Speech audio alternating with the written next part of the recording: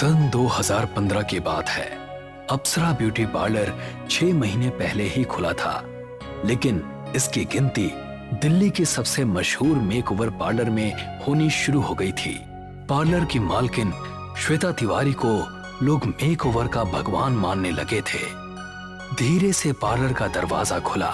श्वेता ने देखा कि एक सांवली लड़की, जिसके चेहरे पर काफी पिंपल्स हैं, अंदर आ रही है। वेलकम डियर, क्या नाम है आपका? मेरा नाम निशा है। तुम्हारी स्किन का तो बहुत बुरा हाल है, लेकिन तुम अब फिक्र मत करना। मैं तुमको इतना खूबसूरत बना दूंगी कि जितने लड़कों ने भी आज तक रिजेक्ट किया होगा, वो सारे तुम्हारे कदमों में होंगे। इसीलिए तो मैं आपके पास आई हूँ। पैसे चाहे जितने लगे, मैं आपको ज्यादा ही दूंगी, लेकिन प्लीज मुझे इस बदसूरती से निजात दिला दीजिए। हो जाएगा, सब हो जाएगा। बस 1 महीने का ट्रीटमेंट है। तुम कल शाम 5 बजे के बाद यहाँ आ जाना, ठीक है? हाँ ठीक है मैम। अगले दिन निशा पार्लर पहुंची। Close your eyes my dear.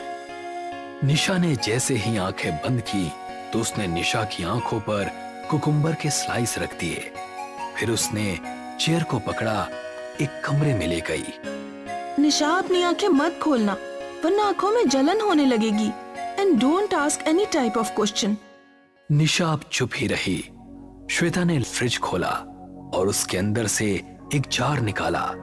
Liquid के अंदर एक मेकअप ब्रश डुबोया और उसके बाद उस लिक्विड को उसने निशा के फेस पर लगाना शुरू कर दिया।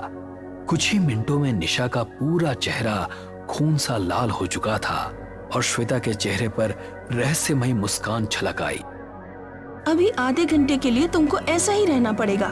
चाहो तो सो भी सकती हो, लेकिन आंखें बिल्कुल नहीं खोलना। Okay ma'am. श्वेता वहां से चली गई और उस कमरे में निशा बिल्कुल अकेली थी। निशा को इतनी देर आंखें बंद करने से नींद आ चुकी थी। उसने देखा कि वो एक अंधेरी जगह पर खड़ी है, जहां दूर दूर तक कोई नजर नहीं आ रहा है। तभी उसको 2 आंखें लाल लाल चमकती हुई नजर आई। कौन है वहाँ? ये सुनते ही एक बेहद भयानक लड़की उसके चेहरे के बिल्कुल करीब आ गई। निशा चीखती हुई अचानक से जाग उठी और श्वेता अंदर आ गई। क्या हुआ डियर, आप ऐसे क्यों चिल्लाई? निशा कुछ बोल नहीं रही थी। अभी ये समझने की कोशिश कर रही थी कि वो इस अजीब कमरे में कैसे आ गई। चलो, आधा घंटा हो चुका है, आओ तुम्हारा फेस वॉश करवा दूं।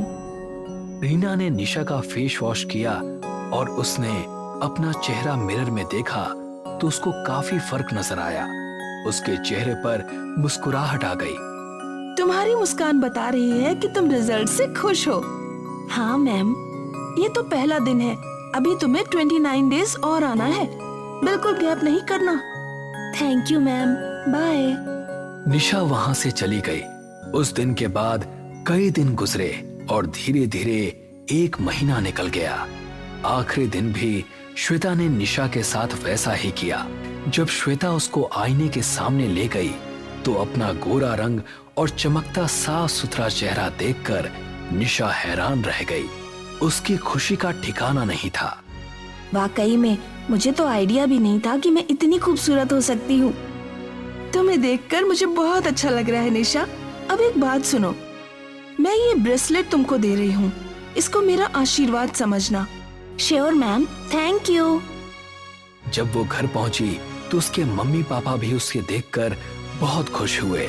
फिर क्या था, इश्मित नाम का एक लड़का उसे देखने घर आया और देखते ही उसका दीवाना हो गया। उसके बाद निशा की शादी हुई और वो अपने ससुराल आ गई। निशा, मेरा इस दुनिया में मेरी बहन मोहिनी के अलावा और कोई नहीं है। तुम उसे अपनी बेस्ट फ्रेंड समझना। हाँ इश्मित, अब यही मेरा परिवार है। तभी उसकी नजर आईने पर पड़ी तो उसे वही लड़की उसके पीछे खड़ी नजर आई जिसे उसने सपने में देखा था। क्या हुआ बेबी? कुछ नहीं। निशा को अब हर जगह वो लड़की नजर आ रही थी। उसे हमेशा ऐसा लगता था कि हर वक्त कोई ना कोई उसके साथ है। उसे समझ नहीं आ रहा था कि उसके साथ ये क्या हो रहा है। वो किसी भी तरह से इन सब से अपना ध्यान हटाना चाहती थी। भाभी, मैं सोच रही हूँ आज भैया और मेरा फेवरेट चिकन काली मिर्च बनाऊं। आप मेरी थोड़ी हेल्प कर दीजिए, आपका टाइम भी पास हो जाएगा। निशा उसके साथ किचन में गई। मोहिनी ने उसको प्याज काटने का काम दिया और खुद गैस कढ़ाई पर रख दी। निशा धीरे धीरे प्याज काट रही थी। तभी वो लड़की ठीक उसके सामने आकर खड़ी हो गई और अचानक वो निशा के शरीर में समा गई।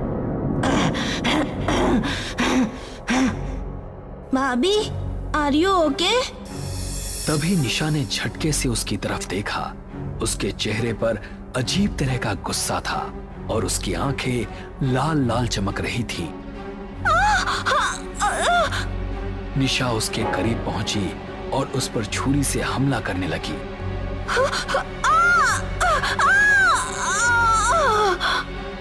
एक कट उसके हाथ पर लगा और दूसरा उसके कंधे पर। मोहिनी अपने हाथ को पकड़े हुए वहां से भाग निकली।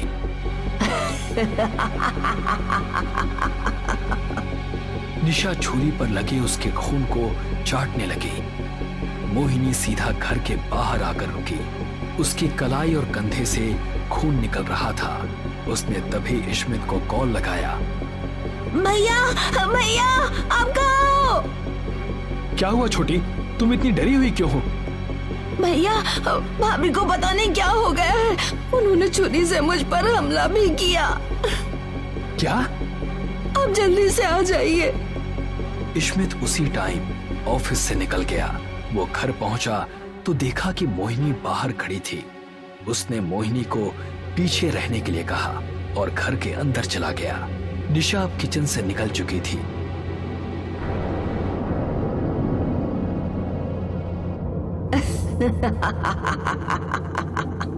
स्मिथ डार्लिंग, आओ ना यहाँ। निशा, ये क्या हो गया है तुम्हें? अभी बताती हूँ। ऐसा कहकर वो तेजी से उसकी तरफ भागी। इश्मित ने धड़ाम से दरवाजा बंद कर दिया। उसी रात ठीक 12 बजे घर के पीछे साफ मैदान में एक तांत्रिक बैठा था और निशा एक गोल घेरे के अंदर थी। कौन है तू? क्या चाहती है इस लड़की से? नहीं बताऊंगी। नहीं बताएगी? उसने एक भस्म निशा पर फूंकी। बता कौन है तू और क्यों इस लड़की के पीछे पड़ी है? मेरा नाम मेघना है। मैं मेरे गांव की सबसे खूबसूरत लड़की थी। अभी मेरी उम्र सिर्फ 17 साल की थी, लेकिन मेरा शराबी बाप मुझे बोझ समझता था। मुझे बहुत मारता था और मेरी माँ को भी मेरी तरफ से बोलने नहीं देता था। एक दिन श्वेता मेरे घर आई। इतनी खूबसूरत बच्ची है आपकी और आप इस गांव में इसका फ्यूचर खराब कर रहे हैं। तो क्या करूं? इसे विदेश भेज दूं क्या? मैं इस लड़की को अडॉप्ट करना चाहती हूँ। अपने पार्लर में इसको रखूंगी और काम सिखाऊंगी। इसकी स्टडी करवाऊंगी। मेरे बाप ने मुझे श्वेता को सौंप दिया। श्वेता मुझे शहर लाई और अपने पार्लर में रखा। जब मैं सो जाती थी तो वो मेरे सिरहाने बैठकर जादू टोना किया करती थी। उसने अचानक मुझ पर हमला कर दिया और मेरा खून निकालकर उसको एक बड़े बर्तन में कर दिया। मेरी जान जा चुकी थी। वो हर बदसूरत लड़की के चेहरे पर मंत्रों का जाप करते हुए मेरे खून का लेप लगाती। उसने मेरे खून में ऐसी भस्म मिला रखी है जिससे कि वो कभी नहीं जमता। मुझे इतना ही समझ आया कि वो मेरी खूबसूरती काले जादू के जरिए बांट रही है। जिस भी लड़की ने मेरा खून इस्तेमाल किया है, मैं उसके साथ कुछ भी कर सकती हूँ। इसीलिए वो हर लड़की की कलाई पर रुद्राक्ष पहना देती है, जिससे मैं उसके करीब नहीं आ पाती। तेरे साथ बहुत गलत हुआ। मैं तुझे मुक्ति दिलाऊंगा। बता, तेरी लाश कहाँ है? नहीं बताऊंगी। इस लड़की को मरना पड़ेगा। ये सुनकर तांत्रिक ने निशा के सर पर हाथ रखा और कुछ मंत्र पढ़ने लगा। फिर उसने इश्मित से कहा, इसकी लाश पार्लर के पीछे एक पौधे के नीचे दफन है, उसे निकाल कर जला दो, इसे मुक्ति मिल जाएगी। नहीं नहीं, तू ऐसा कुछ नहीं करेगा इश्मित। यह सुनकर इश्मित तुरंत वहां से भाग निकला। वो जल्द ही पार्लर पहुंच गया। उसने वहां तुलसी का पौधा देखा। उसने उस पौधे को निकालकर दूसरी जगह रख दिया और फिर उस जमीन की फावड़े से खुदाई करने लगा। इस तरह निशा घेरे से बाहर निकलने की कोशिश कर रही थी, लेकिन नहीं निकल पा रही थी। तांत्रिक, तू मुझे कभी खत्म नहीं कर पाएगा। ऐसा कहकर मेघना की आत्मा ने निशा का शरीर छोड़ दिया और उड़ती हुई वहां से गायब हो गई। तभी निशा को भी होश आ गया। आप कौन है बाबा, और मैं यहाँ क्या कर रही हूँ? अब तांत्रिक ने निशा को सब कुछ बता डाला और कहा, वो इश्मित को रोकने के लिए कुछ भी कर सकती है, उसकी जान को खतरा है।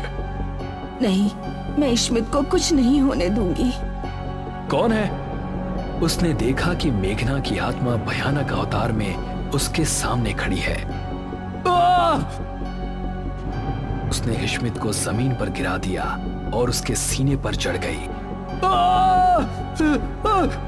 अगले ही पल निशा भी वहां पहुंच गई। उसने देखा कि मेघना की आत्मा इश्मित के सीने पर बैठी उसको चोट पहुंचा रही है। इश्मित, निशा, भाग जाओ यहाँ से। तभी मेघना ने निशा की तरफ देखा और निशा सहम सी गई, लेकिन उसने अपने डर पर काबू करते हुए लाश की तरफ कदम बढ़ाए और उस पर घासलेट छिड़का। नहीं। मेघना की आत्मा इश्मित के ऊपर से उठी और निशा की तरफ भागी। निशा ने माचिस उठाई और तिली जलाने लगी। मेघना की आत्मा हवा में उड़ती हुई तेजी से उसके पास आ रही थी। वो अभी कुछ ही कदम की दूरी पर थी कि तिली जल गई और निशा ने झट से वो तिली लाश के ऊपर फेंक दी।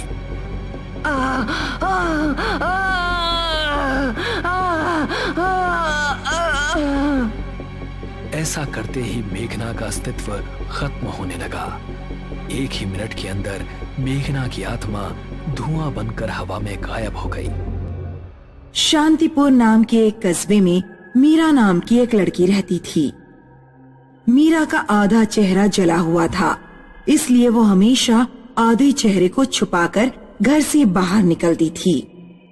अरे वो देख, अधजली मीरा मंदिर जा रही है अपने राधे श्याम की पूजा करने।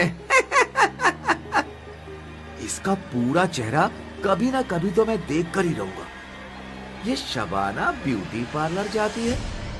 शबाना ब्यूटी पार्लर वालों से पता करना पड़ेगा कि इसका चेहरा कैसा है। राहुल और प्रदीप धनी व्यापारियों के बेटे थे। वे अक्सर मीरा को तंग किया करते। मीरा उनकी बातों पर ध्यान नहीं देती और चुपचाप अपने रास्ते चली जाती। माँ, मैं कॉलेज जा रही हूँ। शाम को 3 से 6 शिफ्ट में मेरा एग्जाम है। बेटा छतरी लेके जा, बहुत बादल है। छतरी का काम नहीं है माँ, छतरी कहाँ लिए घूमूंगी। मीरा उस शाम जब एग्जाम देने के बाद कॉलेज से बाहर निकली तो जोरदार बारिश होने लगी। उसे कुछ घंटे एक दुकान में रुकना पड़ा। रात में जब बारिश रुकी तो मीरा अपने घर की तरफ बढ़ी। सड़कों पर पानी भरा हुआ था, इसलिए सड़कें सुनसान थीं। अचानक मीरा को किसी ने छोटा सा पत्थर फेंक कर मारा। कौन है वहाँ? मीरा तेजी से आगे बढ़ने लगी। तभी अचानक राहुल और प्रदीप उसके सामने आ गए। आज हम तेरा पूरा चेहरा देखेंगे। उधर मीरा की माँ मीरा का इंतजार कर रही थी। मीरा कई घंटे बाद घर लौटी। उसका चेहरा बिल्कुल उतरा हुआ था। क्या हुआ बेटी, इतनी देर कैसे हो गई? मीरा कुछ नहीं बोली और चुपचाप अपने कमरे में चली गई। उधर राहुल और प्रदीप देर रात अपने घर पर शराब पी रहे थे। ऐसा भयानक चेहरा मैंने कभी नहीं देखा, भविष्य में भी नहीं देखेगा। तभी अचानक किसी ने दरवाजा खटखटाया। अब इतनी रात में कौन आ गया? राहुल दरवाजा खोलता है, लेकिन दरवाजे पर कोई नहीं था। वो दरवाजा बंद करके दोबारा सोफे पर बैठ जाता है। लगता है कोई बच्चा होगा। तभी कोई फिर दरवाजा खटखटाता है। इस बार मैं जाता हूँ। प्रदीप दरवाजा खोलने गया। दरवाजे पर मुंह ढाके और हाथ में मशाल लिए एक भयानक चुड़ैल खड़ी थी। चुड़ैल ने अपने भयानक पंजों से प्रदीप का गला पकड़ लिया और मशाल से उसका मुंह जलाने लगी। राहुल दरवाजे पर पहुंचा तो उसने देखा कि प्रदीप का चेहरा जल रहा है और आसपास कोई नहीं है। कौन था? किसने तेरे आग लगाई? पता नहीं, शायद कोई चुड़ैल थी। अब जल्दी से मुझे हॉस्पिटल लेकर चल, मेरा चेहरा जला जा रहा है। राहुल कार निकालता है और प्रदीप को हॉस्पिटल लेकर जाता है। राहुल ने देखा कि सड़क पर कोई औरत लेटी हुई है। अरे कौन लेटा है? उठ जाओ, मुझे अपने दोस्त को हॉस्पिटल लेकर जाना है, देर हो रही है। लेटी हुई औरत पर कोई असर नहीं होता। राहुल गाड़ी से उतरता है और औरत के पास जाता है। तभी रोड के दोनों तरफ से 4 भूतनियां आती हैं। चारों भूतनियां औरत की साड़ी में आग लगा देती हैं। औरत राहुल के पीछे भागती है। अरे मेरे पीछे क्यों पड़ी हो? मुझे छोड़कर कहाँ जा रहा है राहुल?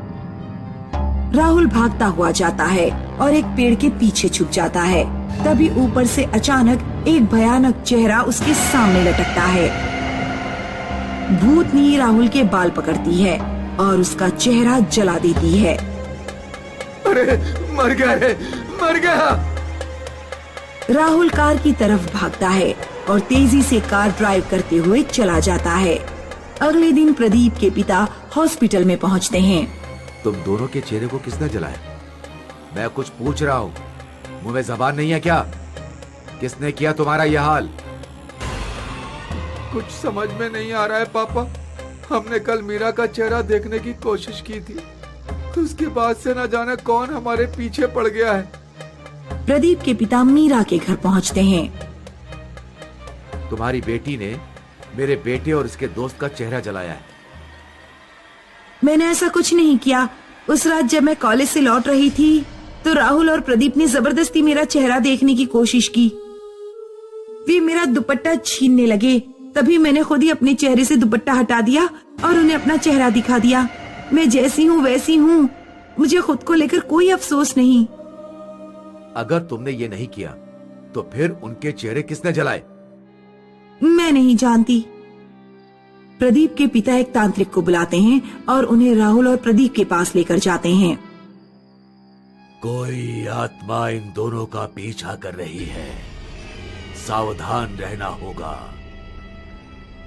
राहुल और दीपक की हॉस्पिटल से छुट्टी हो जाती है और वे दोनों अपने अपने घर चले जाते हैं।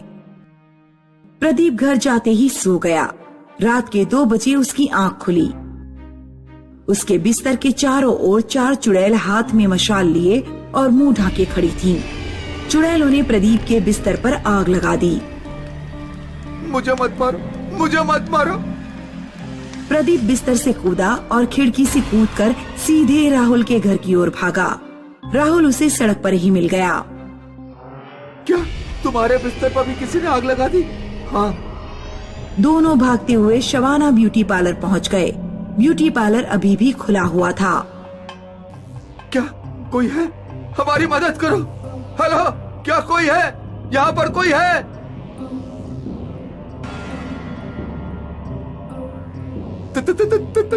तुम कौन हो? मैं वैशाली हूँ। 50 सालों से मेरी आत्मा इस कस्बे में भटक रही है। मैं भी मीरा की तरह आधी जली हुई थी। उस समय ये कस्बा गांव था।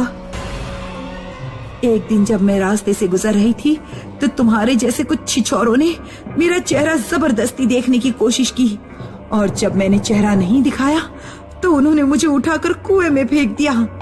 मुझे तैरना नहीं आता था और मैं डूबकर मर गई। भूतनी ब्यूटी पार्लर का दरवाजा बाहर से बंद कर देती है और ब्यूटी पार्लर में आग लगा देती है।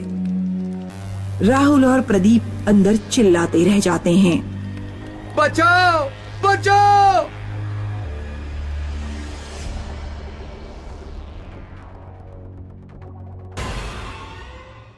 एक बार की बात है, एक गांव में बंटी नाम का किसान अपनी पत्नी पुष्पा के साथ रहता था। आ गए खेत से? आज तो आपके कपड़े बहुत गंदे लग रहे हैं। हाँ, आज खेत में बहुत काम था। अब जल्दी से खाना लगा दो, बहुत तेज नींद आ रही है। रात में जब बंटी और पुष्पा सो रहे थे तो अचानक उन्हें किसी के दरवाजा खटखटाने की आवाज सुनाई दी। बाहर कोई गाना गा रहा था। अभी जिंदा हूँ तो जी लेने दो, भरी बारिश में पी लेने दो, शराब दो, दरवाजा खोलो, शराब दो। पुष्पा, आज क्या तुमने दरवाजा खुला छोड़ दिया? लगता है गांव में फिर वही देवदास चुड़ैल आई है। जल्दी जाओ, दरवाजा बंद करके आओ। पुष्पा उठकर दरवाजा चेक करने जाती है, लेकिन दरवाजा पहले ही बंद था। पुष्पा दरवाजे पर कान लगाकर सुनती है। पड़ोसी के घर से चुड़ैल की भयानक आवाज आ रही थी। लगता है पड़ोसी ने अपना दरवाजा खुला छोड़ दिया था। चुड़ैल उन्हीं के घर में घुस गई है। मुझे तो समझ नहीं आता कि हम चुड़ैल की समस्या से कब मुक्त हो पाएंगे। सरपंच जी कुछ करते ही नहीं। तभी अचानक चुड़ैल बंटी के घर का ही दरवाजा खटखटाने लगती है। दरवाजा खोल, शराब दे। देख, तेरे पड़ोसी ने शराब नहीं दी और मेरे कहने पर नाच करके नहीं दिखाया। मैंने उसकी गर्दन काट दी। अब जल्दी आ और शराब दे। पुष्पा, अब क्या होगा? ये चुड़ैल तो हमारे घर आ गई। आप डरिए मत, मैंने एक शराब की बोतल इमरजेंसी के लिए खरीद कर रखी थी। पुष्पा दरवाजे के नीचे से शराब की बोतल खिसका देती है। तब चुड़ैल बोतल लेकर चली जाती है। सुबह बंटी के पड़ोस के घर में मातम छाया हुआ था। चुड़ैल ने मेरे बेटे और बहू को मार डाला। अब कौन मुझे न्याय दिलाएगा? वो नाशपिटी चुड़ैल मेरे बेटे बहू को खा गए। बंटी और गांव के कुछ आदमी सरपंच के पास जाते हैं। सरपंच जी, आप कुछ करते क्यों नहीं? ऐसे कब तक हम उस देवदास चुड़ैल का अत्याचार सहते रहेंगे? गांव के लोगों को अपने अपने घर शराब की बोतलें रखनी पड़ती हैं। हमारे घर में खाने के लिए नहीं है, हम शराब की बोतल कैसे खरीदें? चिंता मत करो, आज रात उस चुड़ैल को हम मार डालेंगे। सब लोग रात में 12 बजे अपनी अपनी मशालें जलाकर चौपाल पर इकट्ठा हो जाना। उस रात गांव के लोग सोए नहीं और आधी रात को मसाले लेकर चौपाल पर आ गए। जय हनुमान ज्ञान गुण सागर, जय हनुमान ज्ञान गुण सागर, मेरी रक्षा करना। अभी तो भूतनी आई भी नहीं, अभी से तुम्हारी पतलून गीली होती जा रही है। गांव के लोग डरते डरते आकृति की तरफ बढ़ते हैं। अरे, ये तो चुड़ैल नहीं, ये तो गांव का शराबी भोला है। तभी कहीं दूर से किसी औरत के चीखने की आवाज आती है। बचाओ, बचाओ! गांव वाले जहां से आवाज आ रही थी उस दिशा में दौड़ते हैं। चुड़ैल ने 2 औरतों की गर्दन पकड़ रखी थी। नाच कर दिखाओ। हमें नाचना नहीं आता, हमें छोड़ दो, हमें छोड़ दो। नाच कर दिखाओ वरना गला घोट दूंगी। हमें क्या करना चाहिए? क्या पूरे घर को आग लगा दें? नहीं, घर के अंदर 2 औरतें भी हैं। अगर हमने पूरे घर को आग लगाई तो वो दोनों भी मारी जाएंगी। ऐसा करते हैं, पहले हम उस चुड़ैल को डराते हैं। सुनो चुड़ैल, यहाँ से चली जाओ, वरना हम घर में आग लगा देंगे और तुम जलकर राख हो जाओगी। लगा दो आग। मेरी जिंदगी में तो 40 साल पहले ही आग लग चुकी है। ऐसा कहकर चुड़ैल उन औरतों को छोड़कर गायब हो जाती है। काका, 40 साल पहले इस गांव में जो घटनाएं हुई हैं, हमें उनके बारे में पता करना चाहिए। शायद उस चुड़ैल के बारे में कुछ पता लग जाए।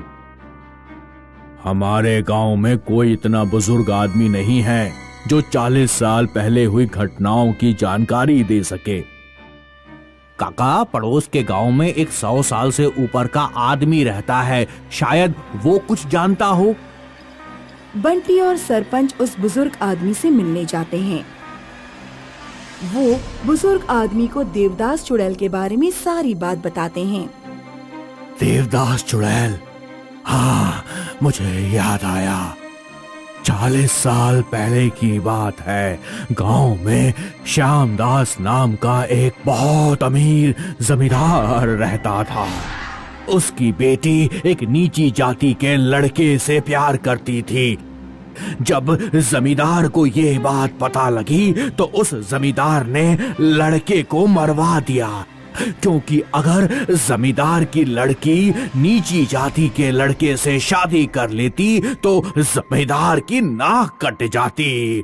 लड़के के मरने के बाद वो लड़की शराबी बन गई, गली गली भटकने लगी और फिर कहीं गायब हो गई। किसी को नहीं पता वो कहाँ गई। जमींदार भी गांव छोड़कर चला गया। मुझे लगता है ये उसी लड़की की आत्मा है जो चुड़ैल बनकर तुम लोगों को परेशान कर रही है।